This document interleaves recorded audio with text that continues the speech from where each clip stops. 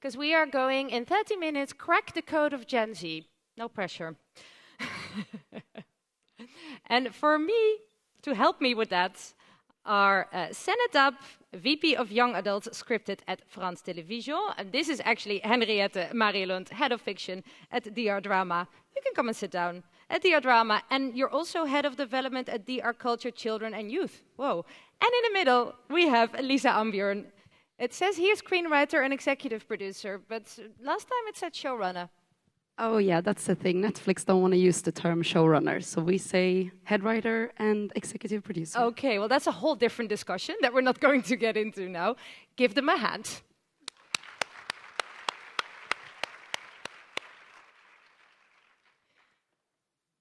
Let's do a short introduction. Who are you and what is it that you actually do? Why am I here? Why are you here? Now we'll talk about that later. I'm a head of drama at DR. Yeah? Yes.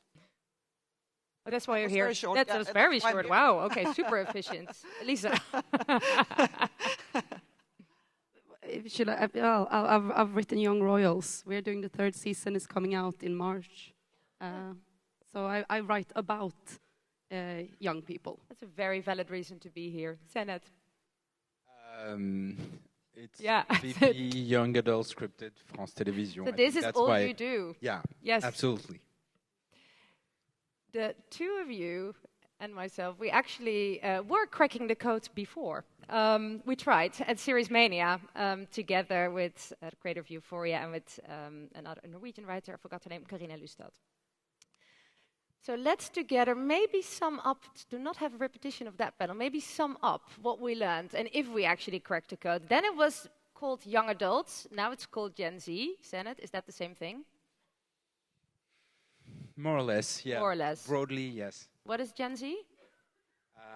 I believe it's the generation of young adults born between the years 1997 and 2008, something like that 10 years. Yeah, okay, so we know what we're talking about. I think for me, one of the takeaways was about formats and attention span. We talked a lot about how everybody thinks Gen Z only engages with super short form content, but that's actually not true. They're very much, if you get their attention, and that is only 3 to 10 seconds, if you get their attention, they're in it for the long run, and it could be long form, and they're the most involved audience you can find. That was one of my takeaways. What about you, Lisa? Yeah, I think it was the same. That was actually the one I remembered. And we also spoke about the difference, obviously, between programs that are not directly aimed at a young audience, but that get a huge following from a young audience, and the difference about writing about that age group for that age group. So usually we talk about both of the things in the same way, and they are different, because, I mean, this young generation watches loads of shows that are not aimed towards them, like sci-fi and fantasy and crime, and Exactly. And you, Sened, anything else? I think the evolution at that time, we were very much about like telling stories about the young generation and young adults, and basically all of the young adults stories, all of the young adult series you wanted to do needed to have that on the forefront. Since then, we've evolved on that. And this is April last year, so it's not so long ago. Not so long ago. For instance, in France, I don't know about the rest of Europe or the rest of the world, but in France, last year, the 2 shows that got the most young adults watching them, so the biggest part of young adults in their overall audiences, were Lucifer and Dahmer.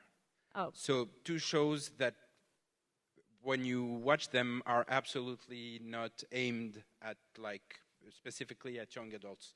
So I think we shifted, at least on our side, we shifted from this needs to be stories about young adults to it doesn't need to be stories about young adults, but if you portray them, they need to be like spot on and extremely well done and seen at the same level. So that's the biggest evolution I've seen in the last year in how we interact with creators and creatives and narratives, and how we bring those story forward. I think in that statement there are two things that I would like to talk to both of you about, but let's start with you. What is DR's strategy when it comes to Gen Z or young adults? I have to say they are hard to get and cracking the code, Bob. But of course we have a youth department at DR. They produce a lot of content to young adults, and it's like current affairs, it's documentaries, a bit of fiction, humor, and that sort of stuff. But at DR Drama 2 years ago we had a new strategy, and we said we will not do low-budget drama fiction for young adults anymore, because of several reasons. We were not very good at it. It was we're not good at it, so let's not do it anymore. It was not that we were not. It's wrong. It's not that we were not good at it, but it was difficult for us because we are better at doing drama, like adult drama. Actually, sometimes it felt like we did good series, but they wasn't found. They were like a kind of drawing at the player. At the same time, we said maybe we should do something else. Maybe we should do the big series more diverse, and maybe find new ways of doing them, and hope for a bigger audience, and including the young audience when it comes to our big series. So that was a new strategy. And was that also what you had in mind when you created Prisoner? Yes, but we were surprised. Okay. Because actually we did a lot of wrong things. Because Prisoner, if you take the main cast, we have 2 women plus 50. Can we have the slide for Prisoner on stage, by the way? Thank you. So we all know what we're talking about. Unfortunately, you didn't win the award. No, we have seen a lot of it. Yeah, scandal. No, it's okay. But there you can say it's about a very tough life in prison. You follow the prison guards, and they struggle every day. There is not much light, but it tells a very, very important story. It's it's suspense-driven. It's quality. Yeah. And in the end, this show turned out to be the most viewed content across genre. Yeah. Documentary, news, lifestyle, entertainment, fiction. This was it. In this target audience. In this target audience. Wow. So we were very proud of that, because it's quality, and of course you see it because it's good and entertaining, but you also see it and you learn something from it. You learn something about the country we live in, and you can share it, and you can talk to older people about it. So that was very, very good to see. So and you didn't even portray that many Gen Z people in there, right? Because in the end, the main characters are, how old are they? Some of them are the main characters. Yeah. They are plus 50, and some, they are, Of course, there is also a young people in it, but it was not that we have to tell a story about young people to catch them, because maybe young people are more interested in a good story or quality or something. And this is 6 episodes, and it's 60 minutes. Yeah, so it has nothing to do with short form. So it wasn't short. No. So that was nice. And maybe it has something to do with the fact that Prisoner shows us something that is happening behind closed doors. Right? It is something that we do, an area that we do not have access to, that we could be interested in. Yes, because it's this unique access in a very fascinating environment, and of course it's extremely interesting to look at how people react to impossible situations. How will they ever get out of this very, very complicated situation? And of course that's interesting. Yes. So maybe that's a part of it as well, but. Are you using the learnings from this now to create maybe drama? We have more confidence in that we could do it, that we could do other stories, and I think it would be, we would like to do crime stories as well and so on, but as public service broadcasters, we should do other stories as well, and I would find it,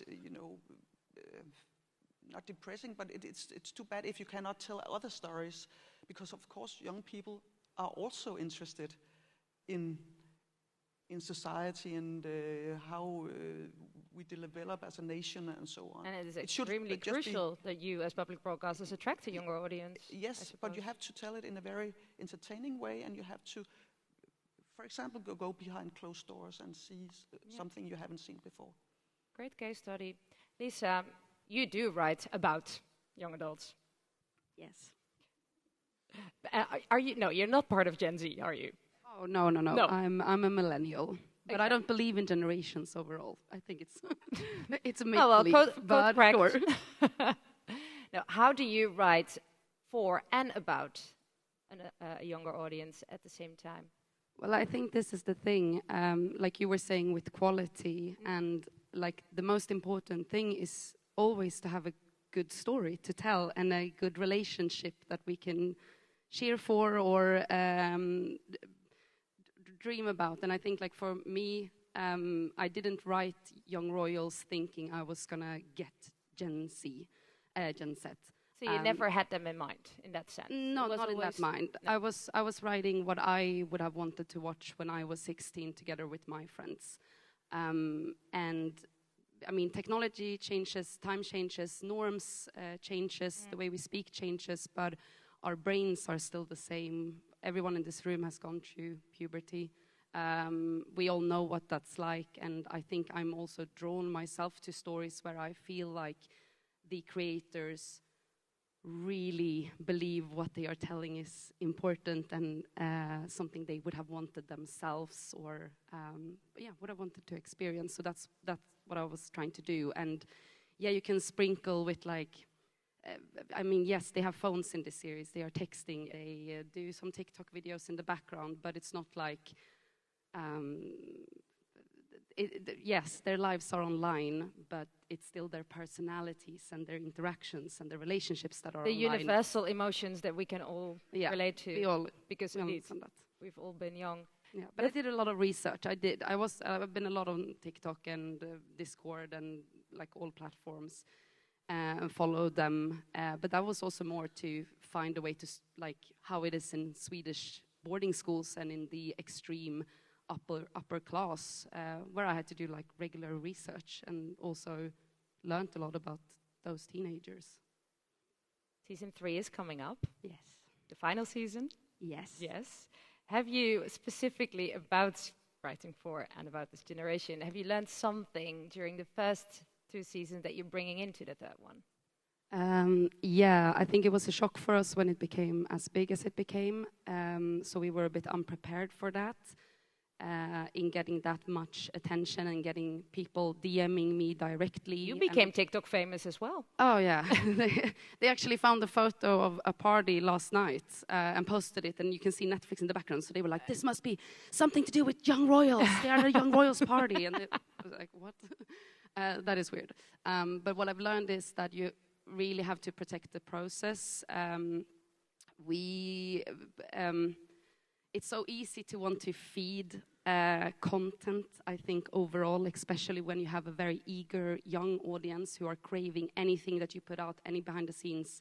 They want to know about everything about the writing, like all of it. And we are working with like creating magic and making you believe that this is like a world that you can step into. And I think throughout the seasons we have like been much harder on sharing stuff, which is also has to do with like, I think it's really interesting to study them and to understand how this fandom works, because it's like all psychology and very interesting. But I don't take in all, like, you know, they ask, demand and want stuff that that is not in the core of our story, that I'm not going to do. So you also have to like protect your inner process of that, so you don't start doing like only fan favors. There must be a lot, though. I mean, how many of these requests do you get? 20 people write me each day just saying Wilman Endgame, which is the 2 characters. Wilman Endgame, Endgame. But like, yeah, I mean, if you would collect them all, they are very intense. But do you use some of it into your writing? I think what I really loved during the first season was that the way we worked with like cringeness and awkwardness, which is like teenagers are so cringe. They don't know how to behave, and they are doing things for the first time, and they think everyone else is cringe when they are the ones being cringe.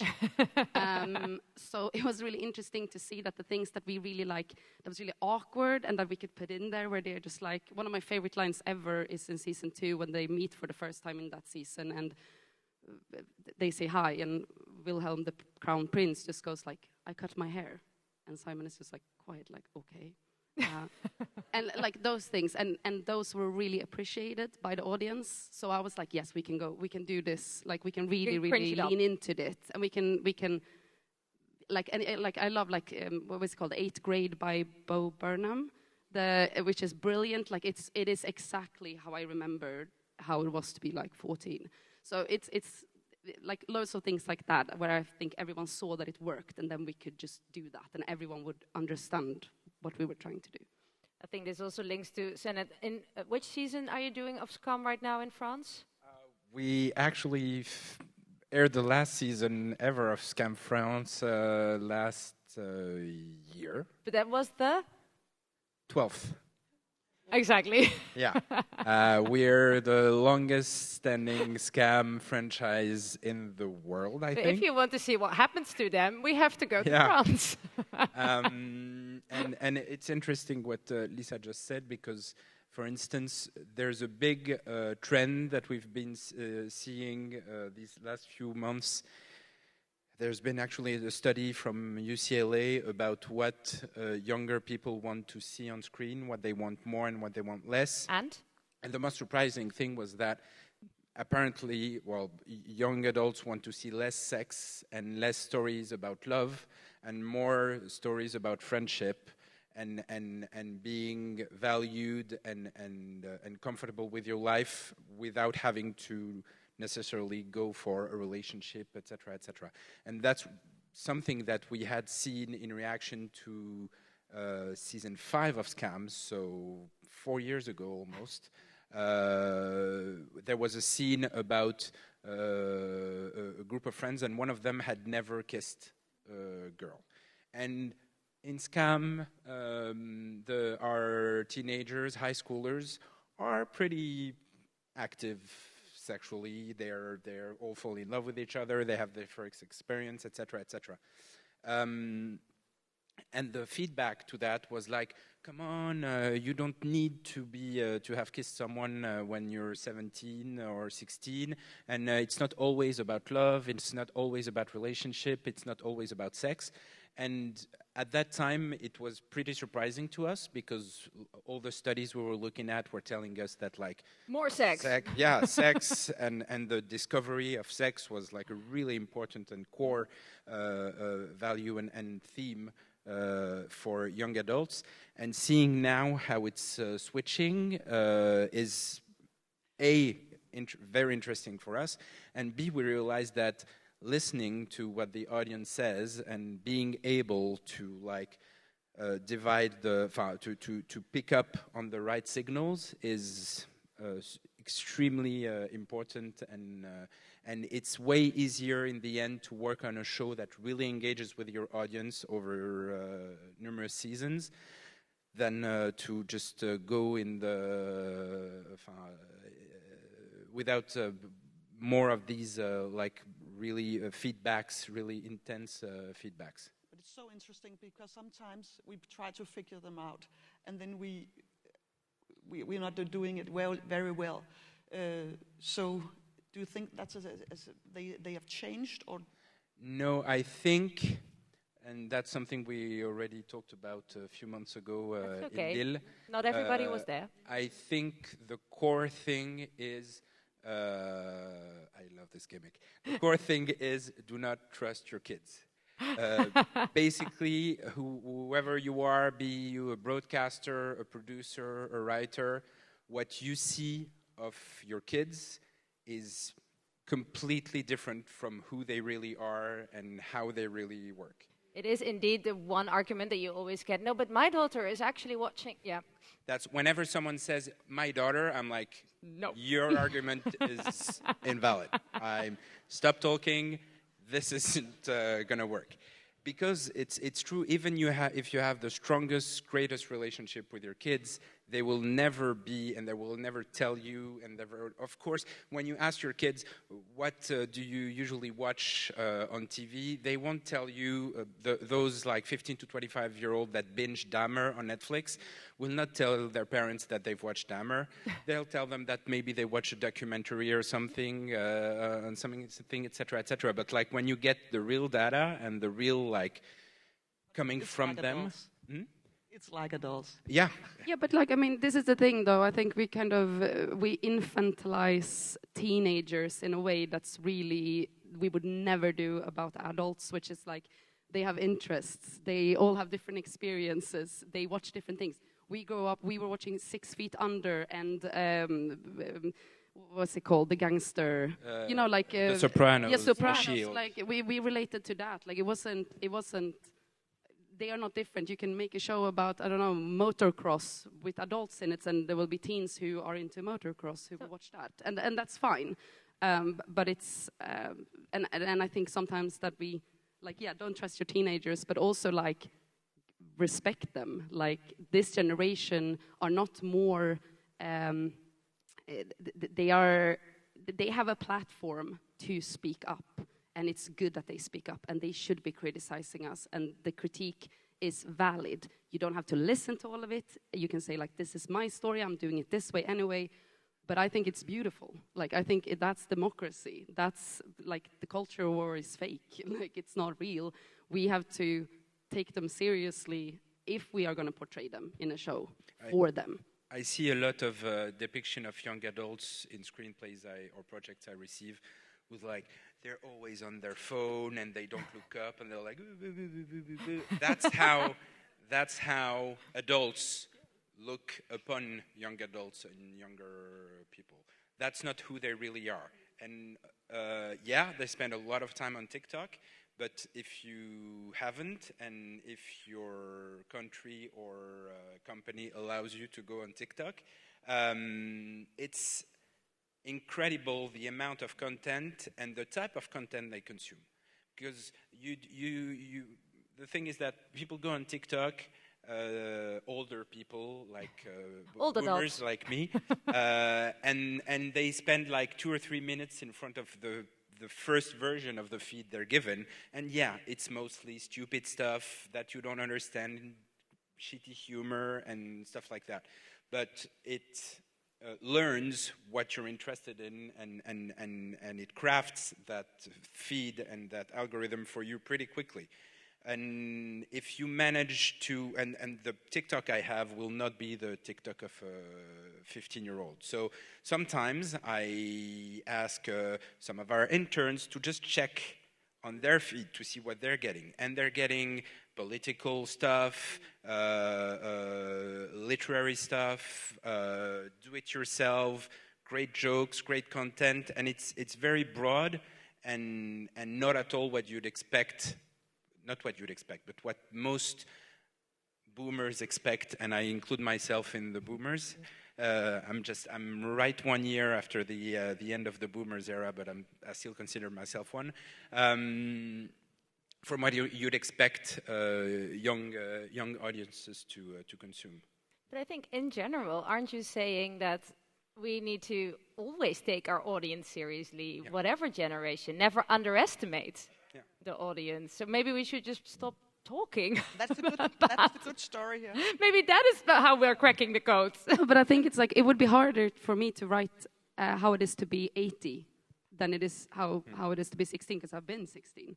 I could still write about someone who's 80, I believe. But you would research it the same way. Yeah, exactly. And maybe that was why when Skam came to Denmark, then in the beginning, of course, it was a young audience, and then it was like my age, and in the end, it was my dad, because it was like, he was like, I'm like 16 again, and it reflects his life as well. So good stories will travel. Yeah. I had so many more questions, but I'm already getting we need to wrap up and go to the break. She's like, there's no one there telling her to stop. She just wants us out. Trust me, she was there earlier. How will we, I mean, okay, we just said we shouldn't talk about generations anymore, but maybe just one more question then. What is your advice for everyone here when they want to create content that resonates with Gen Z? Henriette. Don't try to be cool. Don't try to be cool. And you have to, you want to tell a story, and you have something. Yeah, you just have something to tell. It's very. I think it's relevance is relevance for everyone. Yes. Okay. And of course, at DR we have this double storytelling that it should be entertaining and quality and fun and interesting, and at the same time you need to know why you're telling this particular story. Yeah. And sometimes it sounds simple, but sometimes it is simple. Yeah. Tell a good story. Tell a good story. Yeah. And you said, don't try to be cool. Sened? If you're not working with Netflix, I would say go big. We're seeing more and more that because other networks just don't have the marketing power and the installed audience that Netflix has, to reach those audience, you have to go bigger, and sometimes way bigger, to actually address them. Fantastic. Thank you so much for helping me crack the code. Once again, Sened and Lisa, and you as well, Henriette. Thank you. Thank you. Thank you.